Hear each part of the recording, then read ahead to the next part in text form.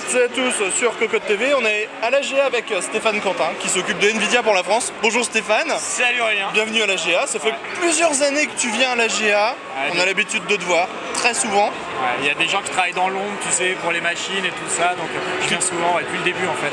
Tout à fait. Voilà. Et aujourd'hui, qu'est-ce que... Alors, on va dire que chaque année, tu viens avec quelque chose de nouveau. L'année dernière, on était avec un téléphone, je crois, HTC, blanc, avec un fameux... Tegra 3 à l'intérieur, voilà. Donc cette année, on est Tegra 4. Ouais. Voilà, Tegra 4i même, je crois, si on fait toutes les technos. Voilà, même, tout à fait. On a parlé de Logan aussi récemment. Voilà, tout à fait. On a parlé du nouveau chip low cost, histoire de faire la blague. Logan Dacia, bien sûr, c'était facile. Parlons plutôt de ce que tu as envie de nous présenter par exemple pour aujourd'hui. Je pense qu'on va tourner autour de Titan. Alors Titan, ouais, la Gamer Assembly, tous les mecs qui sont là pour avoir du framerate et tout, donc on leur montre des Titans. Alors des Titans dans des petits châssis pour montrer que la carte tu peux l'amener dans un petit châssis, qu'elle consomme pas trop et que tu allais bien ventiler et tout ça. Et puis le délire total parce que les mecs ils ont envie de voir des trucs délirants, un trio Elite Titan avec 3 écrans 27 pouces, voilà 7000 € de matos, ça les fait rêver et c'est vraiment le PC le plus puissant aujourd'hui. Donc Titan.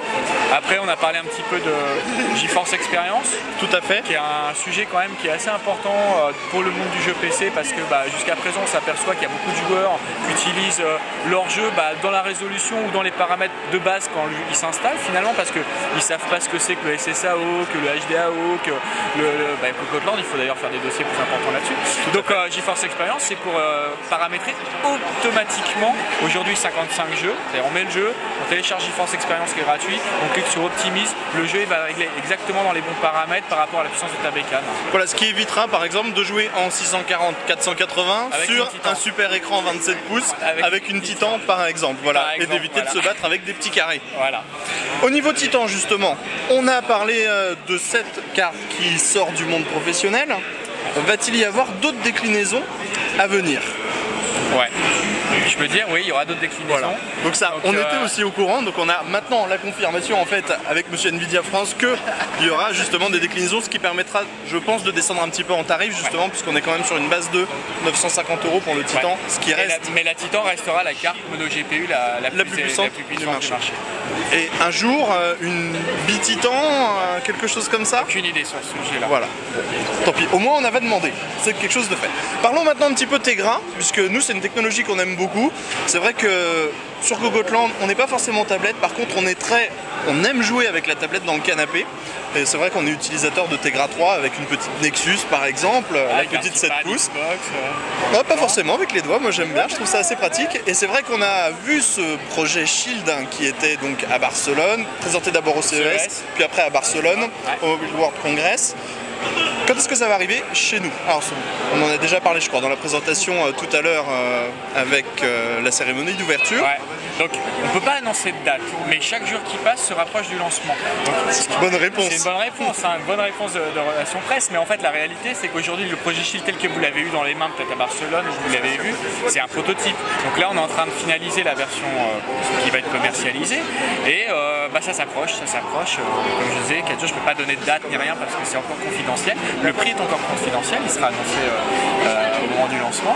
Mais voilà, tout est ouvert, tous les paramètres sont ouverts. On a plein de jeux qui arrivent en plus sur Tegra 4 qui sont optimisés pour Tegra 4 comme The Conduit qui vient de sortir récemment. Il y a beaucoup de jeux qui vont être streamés via la technologie qui permet de faire la Shield. Donc on est vraiment sur une phase de lancement. Alors malheureusement, les États-Unis auront la Chine normalement avant l'Europe. On essaiera de faire en sorte que moi vous puissiez écouter un petit peu en tant que journaliste, mais voilà, ça avance.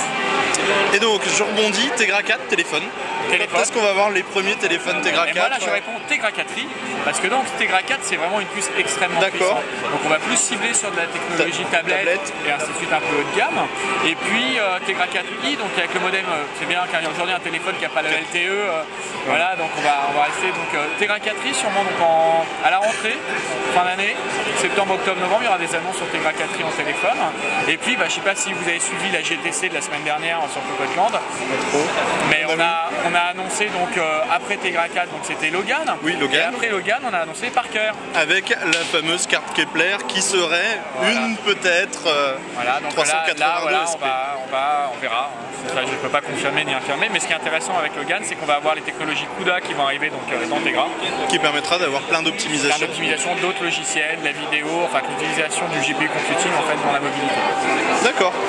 Stéphane, je te remercie pour cette interview. Merci Aurélien. Et on va vous faire un tour du stand pour vous faire découvrir tout ce qu'on a en carte graphique Titan avec du Mini ITX et un Tri-SLI de Titan. Et ça sera tout de suite après cette interview. On est toujours chez Nvidia, on va vous faire un petit tour du stand. On en avait parlé avec Stéphane Quentin. On va commencer avec une intégration de GTX Titan dans un boîtier Mini ITX. On est sur le petit Bitfenix, on le connaît tous, on l'a testé à la ferme. On voit qu'on peut avoir la carte mono GPU la plus puissante du marché dans une machine qui sera facilement transportée pour aller en LAN. L'autre belle chose à voir, excusez-moi pardon, l'autre belle chose à voir, c'est justement le Tri-SLI de GTX Titan. On a donc dans tous les PC. On a donc 3 cartes graphiques, une alim de 1200 watts obligatoire pour driver le tout, un système water cooling et on a du 3960X et le tout sert à piloter les 3 écrans. On va aller faire un petit tour de la Titan un peu plus en détail.